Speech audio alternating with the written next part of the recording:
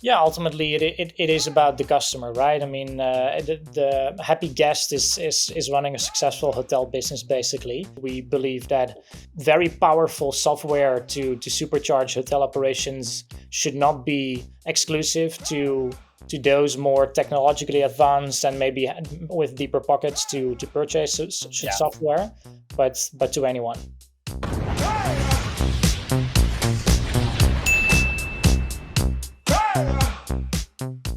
Hey y'all, how are you doing? We are back again for another episode of Hospitable.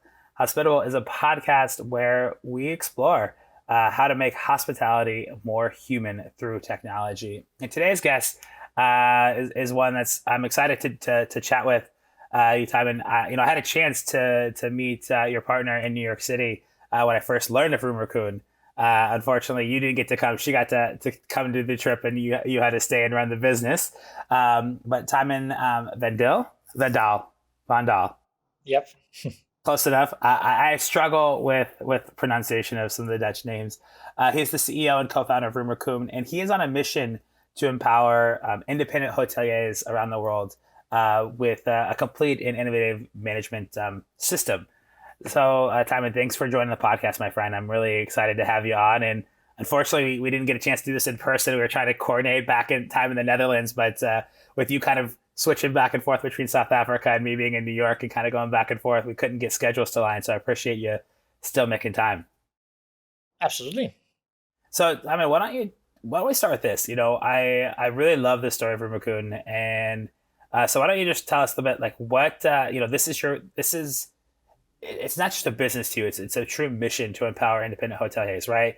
And you could have created a system for these big chains, but you wanted to go boutique, you wanted to go independent, you wanted to help these. Where does that passion and mission come from? Talk to me from the beginning. What got you into this space? What drove you into this independent space? Yeah, I guess independent hoteliers are very much kind of, well, they're our passion. It's very much in our DNA. Nadia and I started RoomRaccoon about 7 or 8 years ago. And Nadia was an independent hotelier herself. She got into this industry. She was running the most beautiful boutique all suite design hotel in the center of our hometown, and she was doing great. I mean, the business was doing good. She had like the best booking.com ratings in the wide area and all of that. But me coming from a very tech background, I was starting to get a little bit allergic towards, I don't know, some very manual operations that she was doing. She was home every morning at 3 a.m. or so, because after the guests, went to bed and everybody was kind of, fed and pampered, then she was starting to do her admin, preparing all of the the planning and the pricing, the reports for the staff in the morning, the preparing the invoices, confirming the reservations that came in today, and that just all seemed to me so old school and so manual. And when after I declared her for crazy a couple of times, she challenged me and she said like, "Hey, why don't you fix it for me?" Well, to be honest, I cleared my diary for a couple of days and I said, you know what, I'm gonna find some kind of an all-in-one SaaS tool that you can plug into and it's going to supercharge your operations, because surely there must be a dozen around, and there was not anything that really would match our quite basic requirements, to automate our processes and to kind of leverage technology to improve the hospitality business.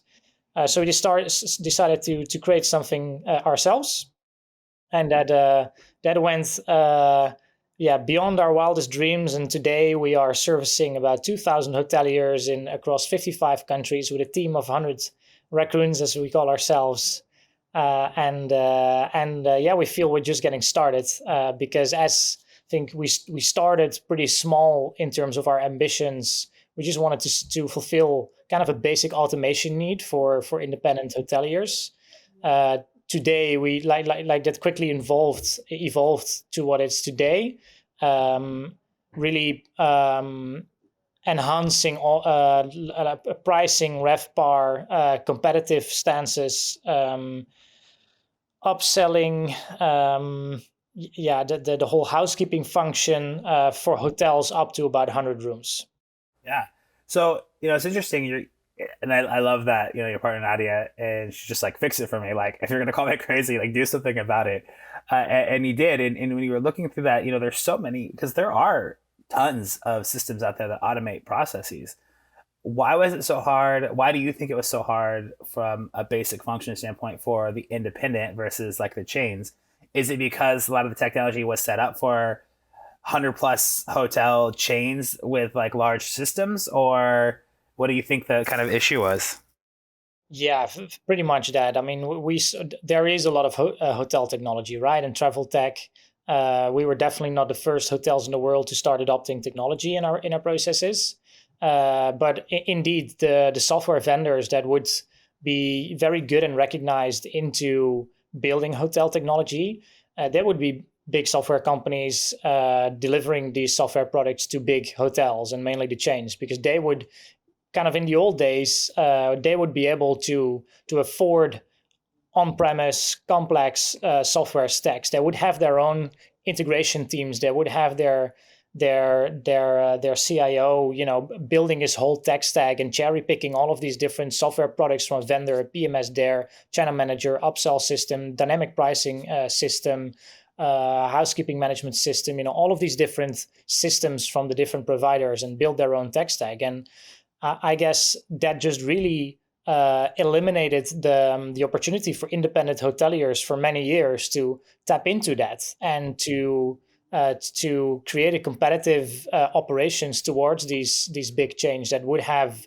the power to adopt that technology, which we're on a mission to change. We want to level the playing field. We believe that that very powerful software to supercharge hotel operations should not be exclusive to those more technologically advanced and maybe with deeper pockets to purchase Yeah. software, but to anyone. Yeah. So, and when you think about that, and when you think about leveling the playing field, what does this do for independent hoteliers and boutique hotels? Like having these systems and having this ability to automate and move quickly, what does that really do for them, and how does that improve their the quality of the hotel, but also the quality of the customer experience? Yeah, ultimately it is about the customer, right? I mean, the happy guest is running a successful hotel business, basically. I think everything that you want to probably use technology for either needs to create efficiency, so that can be cost efficiency by automating pricing to advertise on the right channel in the right time, so you save on commission costs.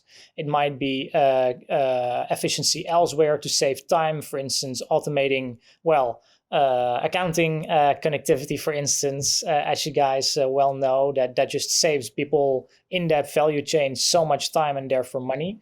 It can be creating extra opportunities, such as offering the right room upgrade at the right time to your guest, that at the same time also enhances that guest experience by showing what you got, and also making it easier for the guest to book, making it easier for the guest to check in, making it easier to check out, maybe making it easier to make their payments, just to create a system where everything interacts with each other on autopilot, where the hotelier can set it up, can set their stack and their automation up very simply together with us, and then enjoy the efficiency, the extra revenue opportunity, and the enhanced guest experience from there on.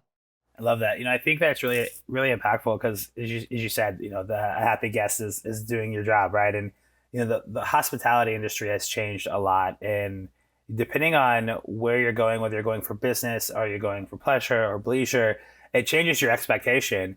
And what I think is really interesting is that people who like to stay at kind of your independent and boutique hotels are a little bit different niche, right? Like I think if you look at the clientele that want to stay at a larger chain, or because they've been there their whole lives, they love that consistency, right? Whether you're in Japan or the Netherlands or the US, you're going to have a similar experience. Everything's going to kind of look and feel the same, versus you want something very off the beaten track or unique or whatever.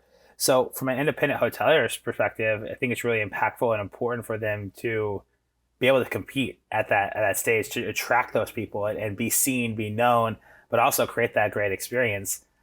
So from your experience, and your partner running an amazing little boutique hotel, did you notice like some of those little idiosyncrasies about like your clientele being different from like those big chains, and did that come into play as you thought about the technology being built for that? Were you thinking about, because you're a part of the big building of it, were you thinking about that customer experience, and how did that really affect you when you're thinking of building the tech?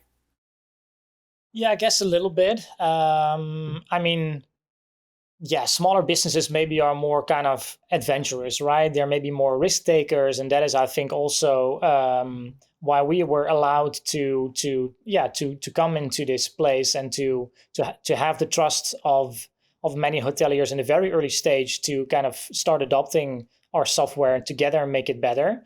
But at the same time, we also, I think the fact that maybe we don't come from a corporate hotel space. We don't come from any corporate space. Both of us, and I think that also really helped us to create this this product that revolves around independent hotels without any without any preconceptions or so of like, how should this work? We didn't have an opera or any kind of standard in our minds like, hey, this is how apparently a property management system should work. And obviously there's some basic concepts, right? Some mechanics that you can't ignore, and financially or accounting wise, or in the mechanics of how different booking channels interact with each other or so. But other than that, I think it really benefited us to have a much more blue sky approach into like, hey, what do you guys just really need? And also looking forward without maybe looking at, hey, how things shouldn't be like the way they are because they used to be like that, right? Yeah. Things should be because this just works best for you looking forward. And I think it's really helped us to look forward only. That's awesome. And I think that's really really unique perspective, right? Thinking about like future growth and how to drive and the kind of adventure spirit. I think that goes in hand with, becoming an entrepreneur. So when you and your partner were sitting there and she's like, help me out. Did you know that you wanted to start your own company? Like, what were you doing prior, like, coming from a tech world? Like, did you know that you wanted to be an entrepreneur and running a business, or was this kind of by chance of just like, well, she asked me to help her out and this like led us down a path? Like, tell me a little bit about like, how did you get into like being a co-founder and building a business that spans multiple countries and continents? It is in 1 month from now. I'm celebrating my 20th anniversary as an entrepreneur. I am now. I've started my first small business 20 years ago in web development and server management and application web hosting. I've done that for many years, up until the point that I felt that I was I was looking for something new, exciting. I was looking for an opportunity to maybe capitalize on everything that I had done in those years of my career, and maybe see if I could build something bigger and more impactful and more meaningful in the world with it. And I think exactly with that, maybe already a little bit in the back of my mind, I bumped into this adventure together with Nadia, and I decided very quickly to go all in. And I sold my previous businesses, and I used everything that I collected before to fuel RoomRaccoon startup. I love it. And that's really cool. And so, starting a business with your partner it sounds like an adventure in itself. So what's that been like for you and Nadia? I know there's been a couple articles written out there. I doing some research before. I know it's been talked about before, but would love to kind of hear from your perspective. Like, what's that experience been like for the both of you, and how have you been able to kind of balance work and your personal lives together as a couple? Hey, it has pros and cons. I think the big pro for us is we're both workaholics, and we love to build this and to chase our dreams in that regard, and to really get our hands dirty every day. And it's super practical, right, to do this together. It's also, we celebrate our successes together, and we take the hits together. And everything we do, basically everything we do in our life, when we go to work or when we come home, then it's all RoomRaccoon, and that's super productive. And also, I don't know, like for me, this is I'm so passionate about this that I also can't imagine to come home after work and to have dinner with my wife, and then I don't know, maybe she would be an accountant and she would be telling about, I don't know, how she consolidated some figures today, and I would be, I don't know, I I would be probably struggling to be as passionate about that as maybe, yeah, what Nadia's, what kept her, yeah, what she comes home with to share. So I Yeah. think it really creates an energy that really works for us. That we're a super strong team, and obviously, well, we're together already since. I don't know, since 17 years or so.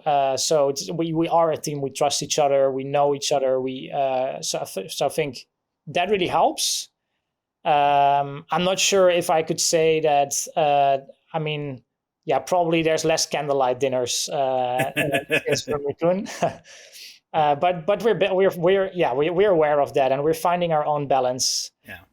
And also we're finding the balance in terms of role division, right? Because at home you're equal, you are, private partners, and there is maybe there are some errands or so that you might agree with in a relationship that are your responsibility. But obviously it's very different when you're building a business at the size that RoomRaccoon is becoming now.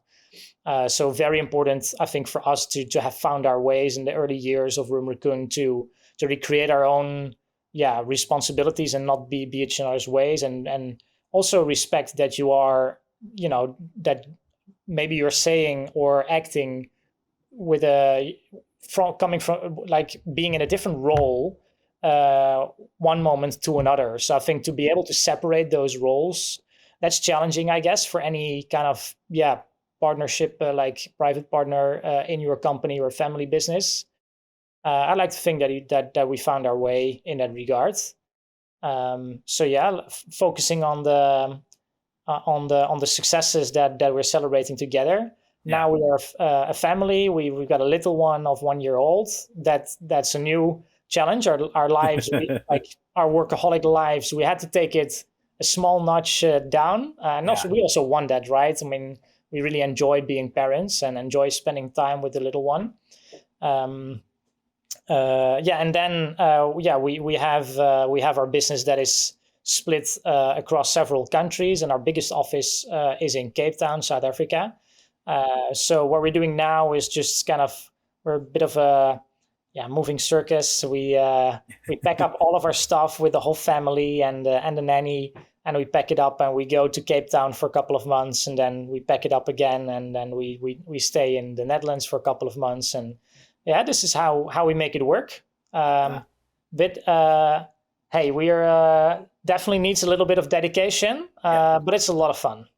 I love that. I mean, I think it's really important too, because I think every couple, every partnership has its own way of working, and you can't, it's hard to put in a box. And so it's amazing that you can kind of find those things. And I laughed because you made a joke about, like, coming home, like, and like talking to her about, like, if she was accountant. Like, for the longest time, my wife and I have been together for 9 years, married for 5 now. Up until recently, like, she's doesn't know really what I do. Like, she knows, like, what I do, but not really. And so coming home, it's sometimes hard to have those conversations. And now that I'm like at Omniboost and in the hospitality space, she's an interior designer. We have a lot of like the hospitality kind of world to talk about. But it's kind of funny because you find those, you have to find those balances in a relationship, and when you work with that person and do all that, it's a unique challenge. And I think it's really important for people out there listening too to find your own um, relationship vibes, right? Like, find those different channels that you can enjoy those successes and have alone time. And when you disconnect from work, getting to travel back and forth just creates also some really cool adventures. And from what I know, having spent a little bit of time in New York with Nadia, you two love kind of adventures, and you like kind of that movement of creating, building, and being on the go. So it works for y'all. So that's really cool. And I love that. I've met a couple other and interviewed a couple other, like, husband-wife combos and partner combos and brother-sister combos of running companies. And it's always unique to hear that story, what it's like around the dinner table. I'm sure your 1-year-old at some point is going to be like, stop talking about RoomRaccoon. I'm tired. Like, let's, but when she's like 7 or 8 or whatever. But Hey, I don't know. She needs to teach, like, we need to teach her the ropes sooner than later. so she could take over the business from y'all. You guys can retire on an island somewhere. So, you talk about splitting time between the two offices. What's that like as you're building kind of RoomRaccoon and looking at it going global and, the amazing kind of opportunities that you have? Why is it so important to split the time? What is, why do you dedicate 3 months, 2 to 3 months on back and forth? And how has that really affected the business for better or for worse? Well, maybe it's good to take a step back. When we started building the RoomRaccoon team, then we had quite international ambitions from early on. I mean, the Netherlands is a small country as a home market. And then first we actually built a team, like we rented a bigger office space and we set up a whole team, and we hired people from all over the world basically, and we flew them into the Netherlands, and we started kind of making our first market expansions from the Netherlands. We quickly found out that we just really needed to be closer to the hotels to kind of to establish those relationships, to build the trust, to be closer to the action. We needed our own boots in the grounds of the markets that we were wanted to service. So then we started building these a lot of these remote teams. One of them escalated in I guess in what it is today in Cape Town. And then we also quickly found out, like, hey, because initially we wanted to have the team close to us, because you could spend time with the team. If you're a startup, if you're growing fast, then you're learning so quickly. It's all about learning to grow, basically. And learning is all about sharing these learnings and chatting with each other and creating a space where I think being co-located with each other in an office just can maybe spark that energy and that creativity so much more than over kind of a scoped Teams meeting or so. So then we decided to switch it around, and we started traveling a lot, and we continuously were spending time with our people in these remote offices. So that is, I guess, where we learned how important it is to spend this time with the team, and that is just that you can't really replace that by only collaborating online with each other. And definitely the whole COVID period was obviously extra challenging for that. Yeah. We did a lot of tests and we sat in a lot of empty airplanes. These PCR tests, I mean. Yeah. Anyway, challenging times, but now, we were over the past years, our Cape Town team grew so much that they're so that we really need to be there ourselves. Yeah. I think, to be part of that action. First of all, for us to really understand the team, what keeps them, really concerned, or what can we help with, to open up all of our senses, being on that shop floor ourselves. Yeah. But also for them for us to have the opportunity to remove that scope. Like, hey, this is all of RoomRaccoon. This is why we do what we're doing, and we can keep kind of elaborating on that context, why we're doing what we're doing all day, every day, and also in little informal kind of settings. And that is invaluable. That is so essential that we decided just to get a house there and to spend half of our time there, to be as close as possible at all times towards the team that is really making this happen for the hoteliers. Yeah. I think that's really important. I love this, the fact that we can live in a remote world and we could have remote work, and that's so cool. But I know that me specifically, I love being in an office with other people. There's something to the energy and having that camaraderie and stuff. And I think, as humans, our basic need is to have connection, right? And so we sometimes forget that. And while it's great to work remote, like having those different places, and also, I think from a cultural standpoint, when you have offices in different countries, being able to be there and experience the culture and understand what keeps them up at night, what excites them, what they're looking to do, what the impact they want to make in their role, because everyone joins a company at different stages, places, and whatever. And I talk to entrepreneurs and leaders like this all the time, where you have to understand that everyone that comes to an organization is not going to be with you forever. As much as you want to think they're going to be ride or die with you forever, they might be there for a year, they might be there for 2, they might be there for 3. So how do you make them successful in that time? How do you get the most out of them and give them the most out of you? And I think that's the mark of a good leader. And so by being there and being present in those different markets really helps you expand and grow and create those leaders within the company you need to kind of get out of the business a little bit, right? As you and Nadia continue to expand and do your thing, setting up the right people and places to take on more of the day to day so you can work on and not in the business, right? So I think that's the way to kind of really build that foundation. Yeah, and once you get everything, all the kind of the cogs running in the right speed, and you've got everything figured out, then maybe that is less essential. But we're building something here, right? We've got every quarter we introduce several new roles that we're kind of figuring out as we go. We're fine tuning so much processes, and every process that you implement and that you think you get right and it proves itself is going to be just 100% different next year once that function has tripled in size or is required to just as you scale, things continuously adapt. Yeah. And I love that. And that's kind of part of building a business and building something. And so, I always love to kind of, we talk about the underlying theme of this podcast is making hospitality more human through technology. And we talked a lot about how RoomRaccoon does that and really gives the, independent hoteliers the ability to be more efficient so they can make their customers happy. There's this whole world of AI coming up, and it's obviously a big topic. Being on the tech side of things and building products, how do you see AI continuing to affect the hospitality space? And are there any things that y'all are testing with AI, or things that you have your eye on as far as future of hospitality and AI? We're monitoring all of the developments very closely. Obviously, it's very exciting that there are some really major breakthroughs and developments over the past few years and more recently, and we all know that AI is gonna form the world help reshape the world, right? It's gonna have a material impact on our lives and our businesses.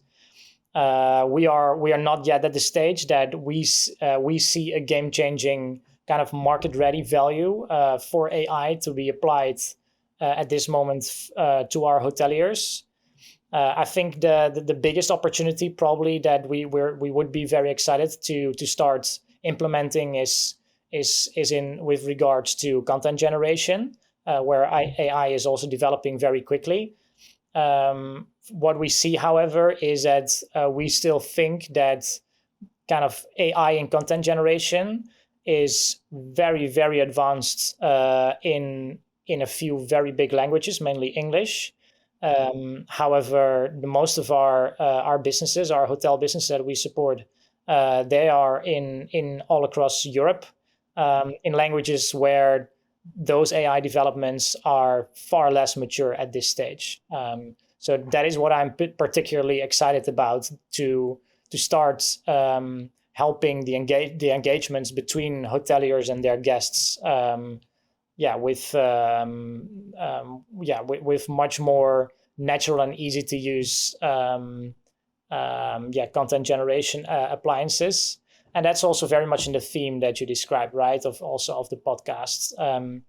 It is all about the interaction. Technology only serves humans, right? So it is about the human side and making technology more human, and also making technology work for humans, so they can have their hands free. That's also what we said when we started RoomRaccoon.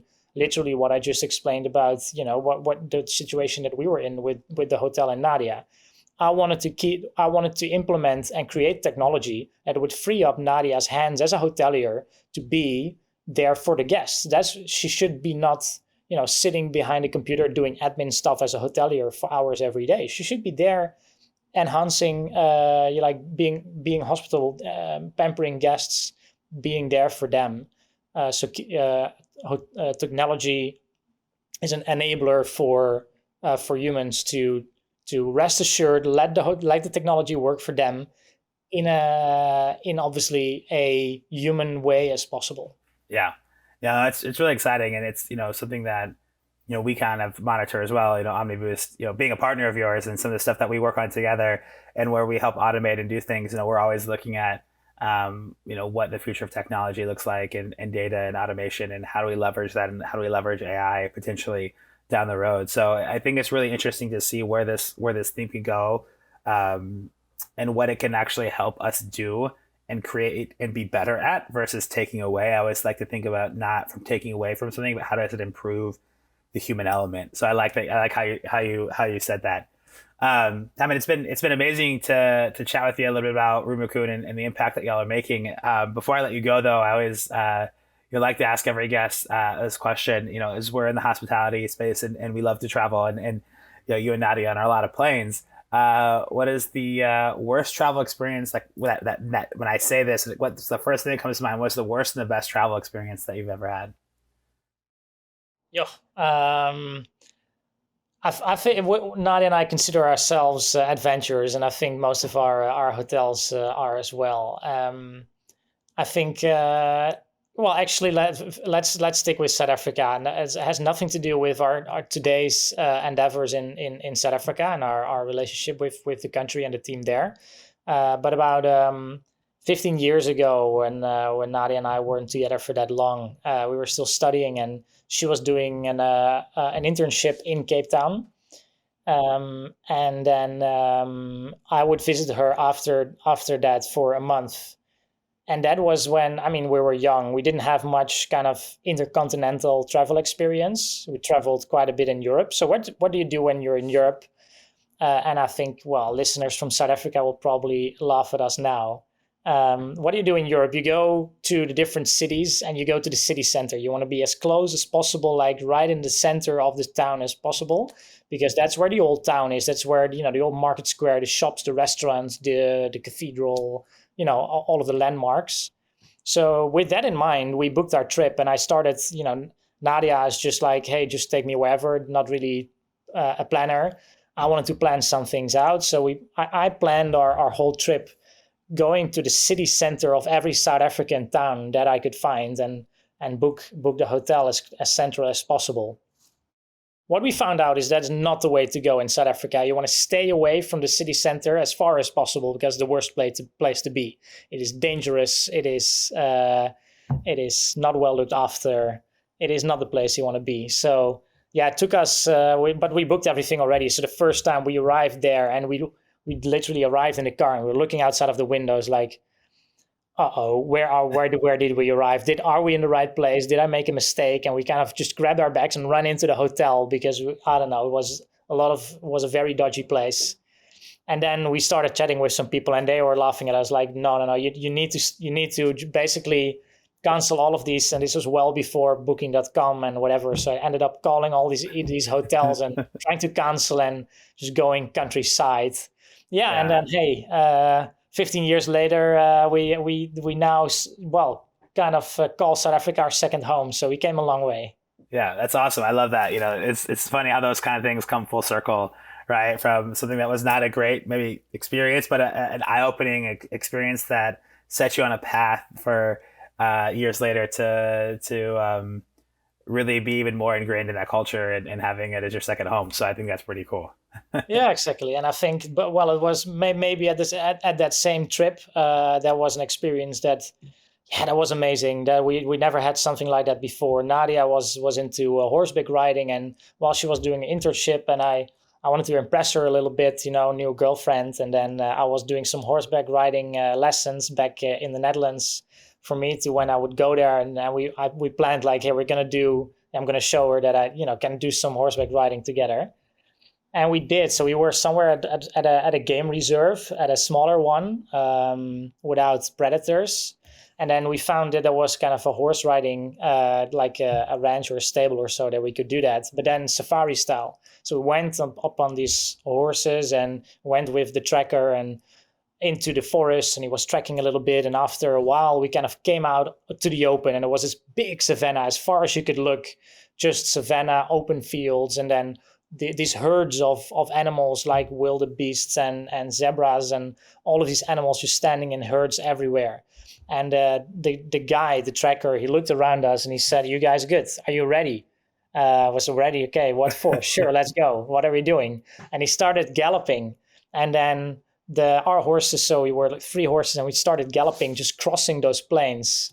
But what happens then is that how herds behave is if a few animals start galloping, all of the animals start joining and started forming this huge group galloping across these plains. So we were galloping, and these, I don't know, dozens and dozens of these wildebeests and zebras and all of that, they started joining us. And that feeling of being just that force and dust to cross these plains with such a huge herd of this part of this herd of galloping game animals, wow, it's still like, I don't know, I get goosebumps right now when I'm telling it again. I love that. Dude, that sounds like one of the coolest experiences ever. And just, that's got to be intense, exhilarating, scary a little bit, all the things, which just, it's why it's so much in your memory. You'll never forget that even 15 years later. So, Tymen, I appreciate you for coming on the show, for being a part of it, for being a partner of Omniboost. We've loved getting to work with y'all and continue to strengthen our partnership. How can our listeners find you, learn more about what you're doing in RoomRaccoon? How do they get in touch? RoomRaccoon.com, PT, FR, COSA, CoUK, all of our websites is a good place to start. Drop me a message on LinkedIn if you want to chat about something entrepreneurial topic. Please do. Thanks a lot for having me. Speak to you guys soon. Keep on mastering the partnership together, and good luck with the whole podcast. Yeah, appreciate it, my friend. What I'll do also, listeners, if you want to get in touch, I will link RoomRaccoon's website and Tymen's LinkedIn, so you can click it out of the show notes. Get in touch, follow along. They're definitely doing some cool stuff.